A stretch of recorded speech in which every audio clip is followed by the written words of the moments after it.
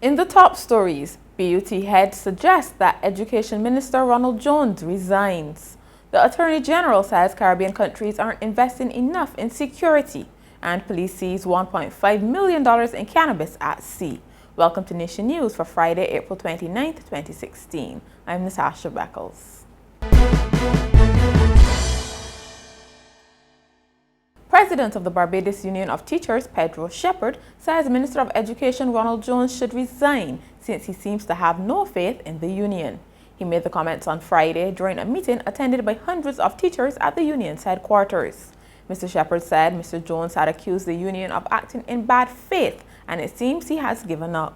Based on the minister's letter, that if he is tired and he can no longer work with us because the good faith cannot be renewed, then there's a simple process that can be gone through, and he can simply ask to be relieved of the ministry, which seems to be a big burden on him. Mr. Shepherd said he still held out hope that Mr. Jones would meet with the teachers. It is understood that if the union does not receive a favorable response from the minister, a larger meeting could be held in a more public location, possibly Queen's Park. I am prepared to meet with the minister, but based on his comments written in that piece of correspondence, the minister has given up. The minister is not prepared to meet with the BUT or to meet with the president of the BUT because we have brought bad faith to the whole process, and it cannot be renewed. Those are his words. It cannot be renewed. So if it cannot be renewed, it may make little sense. If he wants me to teachers in my absence, I have no difficulty.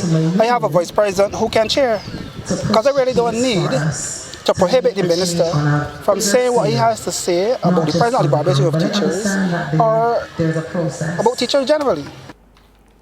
Attorney General Adriel Brathwaite says regional security agencies are not being given adequate support.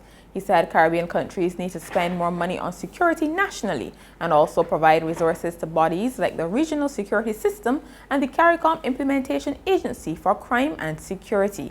Mr. Brathwaite was addressing the Inter-American Defense Colleges outside the contiguous United States academic trip on Friday.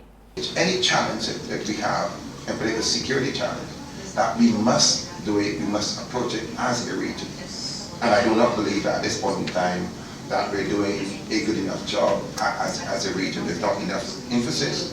And yes, even in the face of our fiscal challenges, I venture to say that those agencies that I mentioned are not being given the resources that would allow them to do the jobs that they're supposed to do to keep us safe. A Liat flight attendant has been remanded to prison until May 5th on cocaine and marijuana charges after appearing in the District C Magistrates Court on Friday.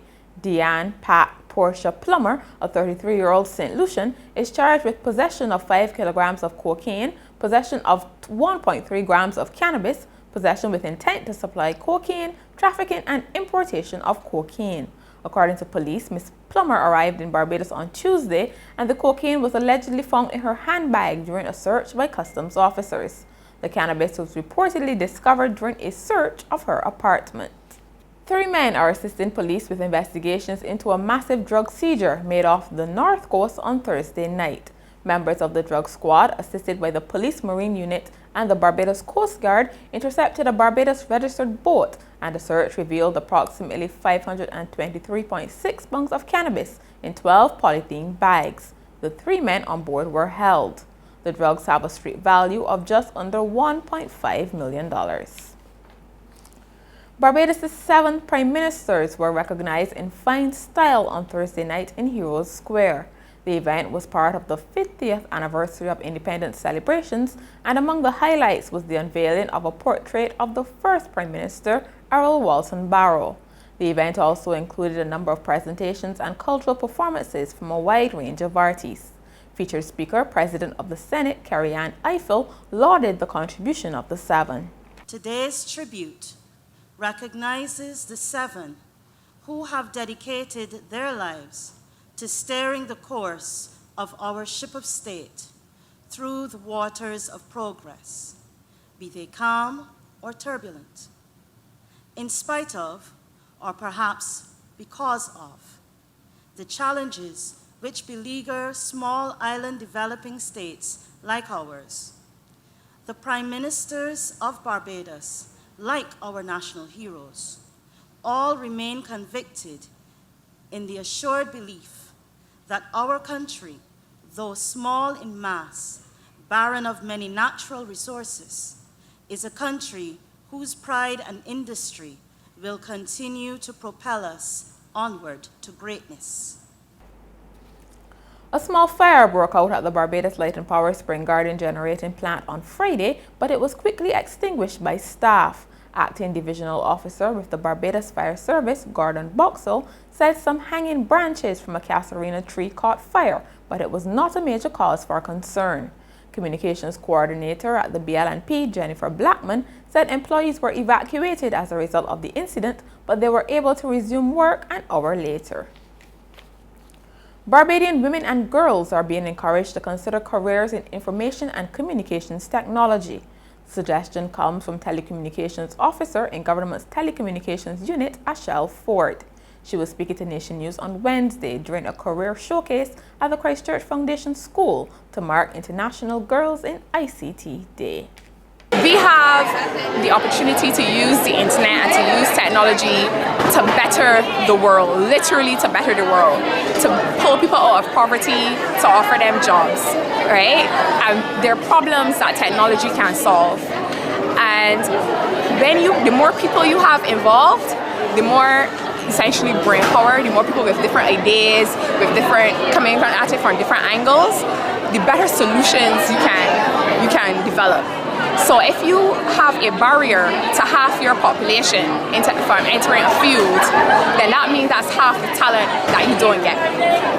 So from the perspective of human development, it makes sense to encourage that other half that's excluded, regardless of the reasons why they're excluded. It makes sense to encourage them to come forward and to assist in solving these issues. In sport, the West Indies Cricket Board is said to be mulling over a proposal from the Pakistan Cricket Board to play a test under lights during the Caribbean side's scheduled tour later this year.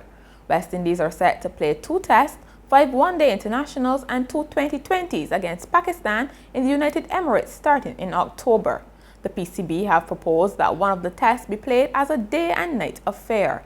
The Caribbean Media Corporation said the idea is likely to be under consideration when the WICB Executive Committee meets in Barbados this weekend. The PCB is hoping West Indies agree to the innovation since it would boost the number of spectators. And finally, a Pennsylvania man has pleaded guilty to what his attorney called a crime of stupidity. He burglarized the neighbor's home by cutting a hole in the wall between his basement and the neighbor's. Sammy Paul Buskirk admitted his crime on Thursday, telling a judge he's a heroin addict. He said he created a hole to get into the neighbor's home where he stole $200 worth of quarters.